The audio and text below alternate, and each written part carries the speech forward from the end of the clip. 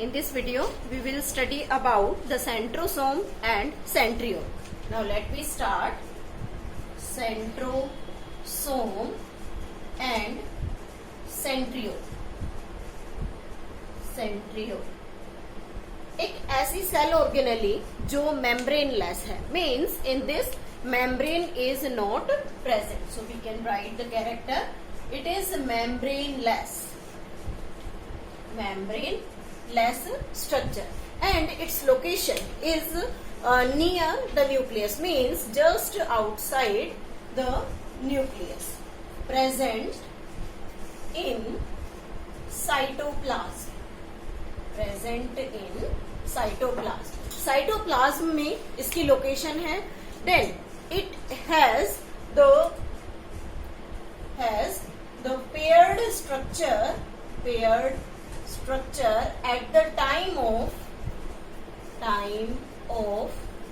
cell division. Cell division के time इसका जो स्ट्रक्चर है वो हमेशा पेयर्ड फॉर्म में प्रेजेंट होता है.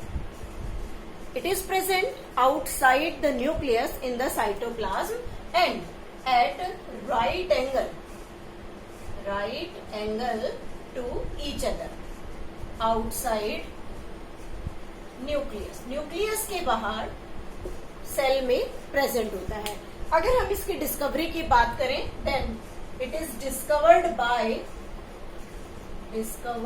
बाय साइंटिस्ट पेंडा and named by Boveri.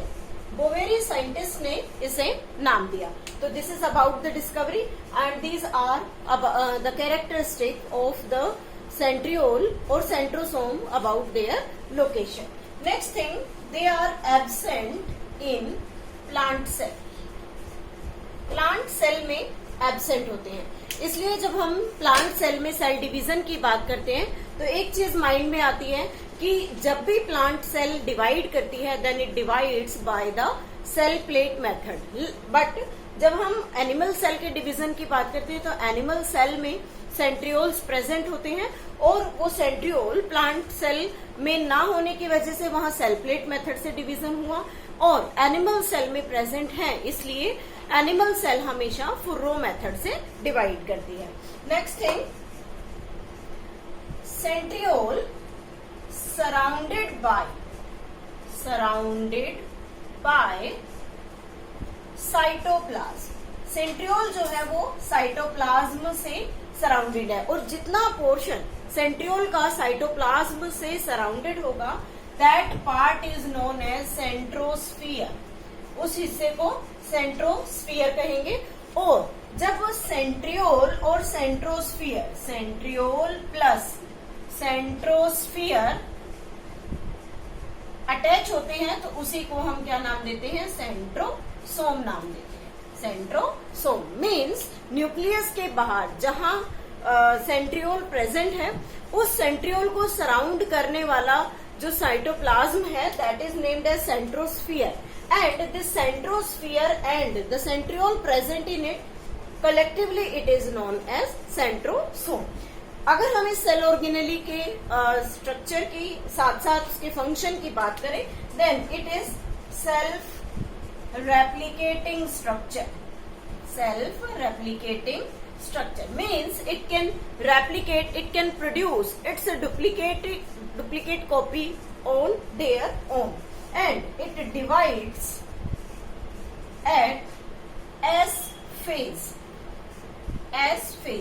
This S phase is the phase of the cell division. जब हम चैप्टर स्टडी करेंगे सेल डिवीजन इसी यूनिट में, तो वहां हम देखेंगे कि जब भी कोई सेल डिवीजन से पहले अपने आप को प्रिपेयर करती है, तो उस प्रिपरेशन में सबसे पहले वो ग्रोथ में जाती है. Then after that it take part in the synthetic phase, and this synthetic phase means where the DNA get replicate, where the centriole get doubled. तो इस तरीके के जो स्ट्रक्चर्स हैं, उस तरीके का जो डुप्लीकेशन है वो हमेशा कहाँ पर होगा, सेल डिवीजन के टाइम एस फेज में होगा। क्लियर? तो ये इसके फीचर्स के बारे में। अब हम इसका डायग्राम यानी कि इसके अरेंजमेंट के बारे में स्टडी करते हैं। तो what about its arrangement? It is important कि इसमें कौन सी अरेंजमेंट होती है। Then there is present 9+0 arrangement. हम लास्ट वीडियो में सीलिया फ्लैजिला के बारे में पढ़कर आए हैं। तो सीलिया और फ्लैजिला उसके साथ ही हमारे पास यहाँ आता है 9+0 अरेंजमेंट। 9+0 सीलिया फ्लैजिला में हमने पढ़ा था 9+2 अरेंजमेंट, लेकिन यहाँ है 9+0 arrangement. Means there is present 9 triplet of the tubules और you can say the microtubule, लेकिन सेंटर में यहाँ कोई भी ट्यूब्यूल प्रेजेंट नहीं है, कोई माइक्रोफिलामेंट प्रेजेंट नहीं है, इसलिए इस अरेंजमेंट को क्या कहते हैं, 9+0 अरेंजमेंट। दूसरा डिफरेंस क्या है, सीलिया और फ्लैजिला में हमने बात की थी कि वहां पर डबलेट रिंग्स है, डबलेट इन द सेंस जो 2 के पेयर में है, लेकिन यहाँ जो है वो ट्रिपलेट्स हैं। Triplet means 3 parts are there, A, B and C।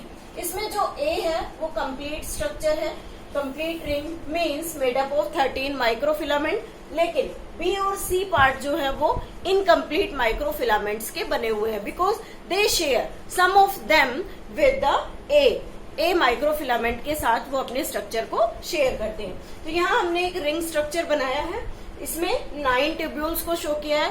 सभी ट्यूब्यूल्स जो है वो पेरिफेरी पर प्रेजेंट है, it mean centre is empty. इस सेंटर में कोई भी ट्यूब्यूल नहीं है, इसलिए इसे हम क्या कहते हैं, 9+0 अरेंजमेंट। और 9 क्या है, ट्रिपलेट्स है। क्लियर? और जितने भी ये ट्रिपलेट्स हैं, जितने भी माइक्रोफिलामेंट्स हैं, they are made up of tubulin protein. ये सभी ट्यूबुलिन प्रोटीन्स के बने हुए हैं, and all these tubulin proteins mix together form the cartwheel like structure. Cartwheel के जैसा स्ट्रक्चर शो करते हैं। अब हम इसके लिंकिंग की बात करते हैं कि ये आपस में एक दूसरे के साथ लिंक कैसे होते हैं। देखिए, first of all we are taking here triplet. One is means ये कार्टव्हील में किस तरीके से अटैच होते हैं। देखिए, यहाँ पर हमने यहाँ 3 माइक्रोट्यूब्यूल बनाए हैं, A, B, C। सभी में A, B, C है। A पार्ट जो है वो कंप्लीट 13 माइक्रोफिलामेंट्स का बना हुआ है, लेकिन जो B और C है they share some of the microfilament with B as well as with the A। तो जब ये लिंक करते हैं आपस में, तो हमेशा C ट्यूब्यूल A को लिंक करेगा। तो C ट्यूब्यूल की लिंकिंग हमेशा A से, C ट्यूब्यूल A से लिंक कर रहा है, then again C with the A।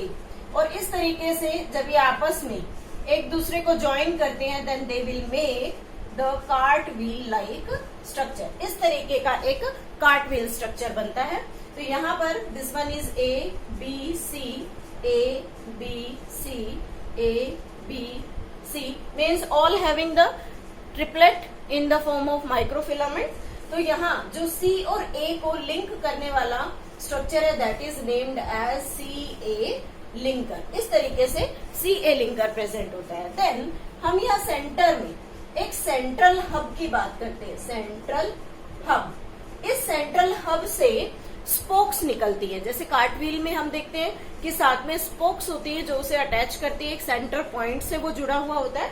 बिल्कुल उसी तरीके से यहाँ भी सेंट्रल पार्ट से स्पोक्स अराइज करते हैं, and all these spokes attached with these all triplet rings. तो वो किस तरीके से अरेंज होंगी, then these are arranged like this, means these are the 9 spokes arises from the central hub and they attach all these triplets of the centrosome or you can say the centriole। तो इस तरीके से यहाँ पर ये जो arise हो रही है, these are the radial spokes। Like this, all these triplets arranged in this structure showing the 9+0 arrangement, and all are connected to the central hub with the help of the radial spoke। So it makes the cartwheel-like structure. This is about the centrosome and the centriole. In the next video, we will study about the structure of the nucleus.